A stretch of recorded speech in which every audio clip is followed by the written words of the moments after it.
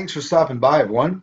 Beautiful platform sticking out of the surface here behind Clavius Crater. Such an exceptional area to be able to see. Look at that. See how it's got a cover over it? Triangular shadow that's very out of place. Copernicus, nice little close up here. Couple of nice zoom ups and shots on various areas of interest here at the bottom of Mericrisium. We're going to look at the back of Mericrisium right here. This is north over top of Mericrisium. Look at the top center there, that line and spherical or object that sort of looks symmetrical. We'll look at that a bit more in detail. Around Mericrisium, it's incredible, all the gray patches and patches of light. And that is where structures are, and or little crystal-like objects that are like lit up. They're very colorful, very rainbow light color. All the colors of the rainbow are often seen in it. Now here are these two black specks that are inside of these craters, but you see they're symmetrical. Nice big straight line. But look at this object here, right in the center. Beautiful big sphere, one of the largest ones I've ever seen. It gives the impression of being a sphere. It doesn't mean it is.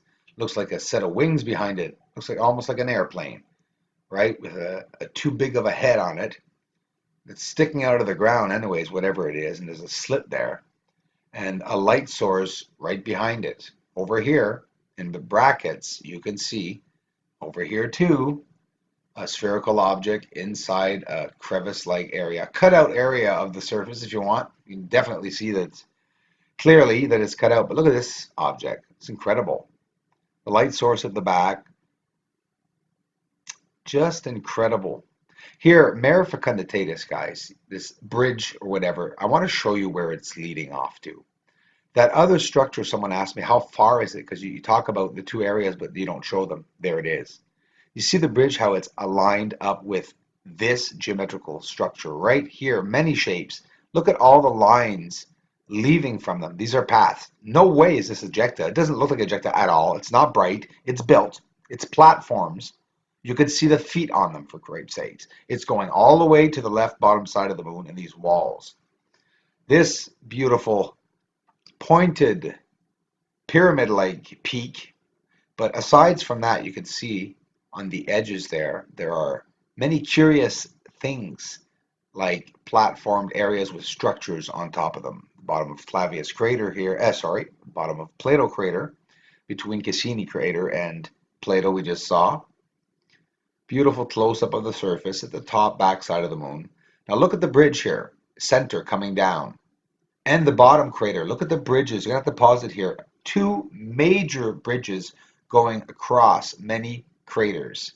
Here are all these strands, or as one of the community members said, tubes, tube-like objects. Here's a tower, zooming up pretty close on it. Nice close shot. Wow. Now look here, guys. We're going to show you a structure, a very incredible structure. Not many people, if not anyone, is really noticing it, and this thing looks like a massive airport. It's incredible, the size. As for size, probably not an airport, that's for sure, but it's the size of one. Look here in the center. See those shapes? Those are structures.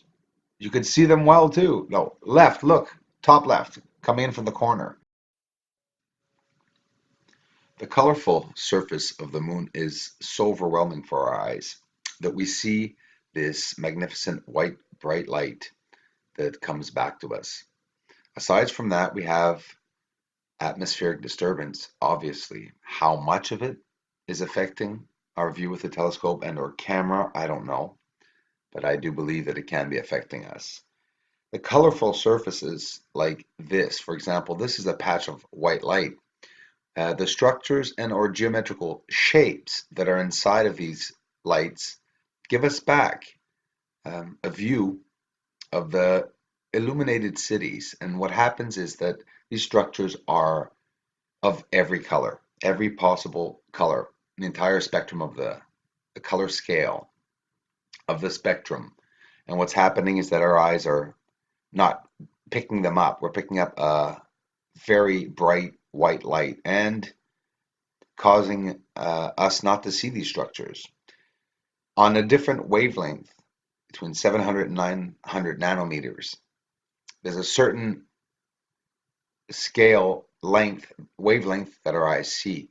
And through filtering by upping and or descending the wavelength through both long and low, high and low, sorry, and long and short wavelengths, we can see different objects, structures, even beings, biological possibly, that we could not and cannot see with our eyes. These are illuminated cities on the surface of the moon, and it's absolutely incredible that we just can't see them. But yet the proof is there. If you basically do a research about the eyes, the spectrum of the eyes, and why we can't see color and why properly explained, it will just basically tell you we can see color, but not the way we are doing it. It's the wavelength. It's the way. Imagine building a craft that hovers in a different wavelength and that we cannot see. Cloaking. There's a science to everything. There's a recipe to building an invisible craft. If the elements are properly conjured together, well, anything is possible with the elements. This is what I purely believe. And here is the proof, the illuminated cities on the surface, just in this, which is not ejecta. Whether they leak their own cities to have a solid surface, I wouldn't put it past it, and do not find it ridiculous at all, even assuming it or thinking it, because I think it's a possibility. And nonetheless, I would definitely not rule it out. Another one that's really intriguing me is Aristarchus crater. Whether it be connections leaving this massive power source, there are many lines we can see that are most definitely paths and that are not lines of ejecta because they go and run for thousands of miles at the back here.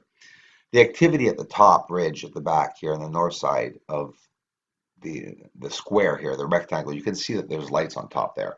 And the movement, we will even see movement by changing the wavelength and the filtering near that big white spot that we're seeing, which is not white, by the way. There are green objects inside, very colorful objects inside of it, and around it there are a lot of jewel-like objects on the surface of every color. It's very rainbow-like, and we'll see it in an X-ray view also in a couple of moments. So yeah, look at the back here and that round. See where the line, Aristarchus, the path leads to this round circle? That circle is the most spherical circle on the surface of the moon. It's geometrical. It's totally spherical. And I'm curious about it. It's not a natural formation. And why aren't people seeing that? You can see the lights flickering down here. This is live. And you can see the lights at the top back of Aristarchus crater flickering, and obviously everywhere else on the surface of the moon. But we're going to get in a lot closer than that, and to really look at the colors on the surface. So I could only imagine at the back where we're seeing here all this white at the back, how colorful it could be. It must be absolutely incredibly so colorful. And this famous platform or tunnel, what could it be? I'm wondering, could it be a tower though? Could it be up straight in the air and that I'm seeing it lying down? What do you guys think?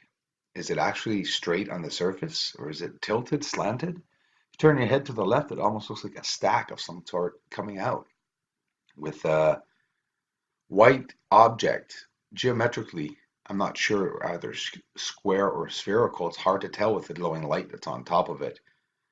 But this is behind Clavius crater, north of Clavius crater, northeast exactly of Clavius crater. We can see this object that has many, many structures all around it, including that head there that I've posted before, which it definitely is an entrance, a head with a mouth open to the left there. Absolutely amazing. Aristarchus crater is incredible. The lower levels have many colors, and surprisingly, what a lot of people don't know or pick up on, it is so green. The flickering lights that are always emanating. At times, I've noticed the intensity of the light can vary a lot. Of course, is it atmospheric disturbance? Look here, guys. Have you ever seen an amazing shot of Aristarchus crater like this? Do you see the entire mechanism, the setup? See how it, if you turn your head to the left, it looks like a guy fishing. Hey, guys, turn your head to the left, no jokes. Ahead, his arm, he's on his knees. He's either peeing or fishing. You guys have to, why do I do this and talk about the details for you guys to see the shapes that I'm trying to get you guys to see? That little squiggly line leaving the man's hand, if you want. This is with the light down. Look at the structure of the complexity of it. That big arm-like object, tunnel-like object, is coming out. Is a connection. It's connected directly into the light, and all these other paths could be connections too, bringing lights to various areas on the surface of the moon. Of course, hypothetically speaking, theoretically speaking, I would never rule it out. Absolutely not.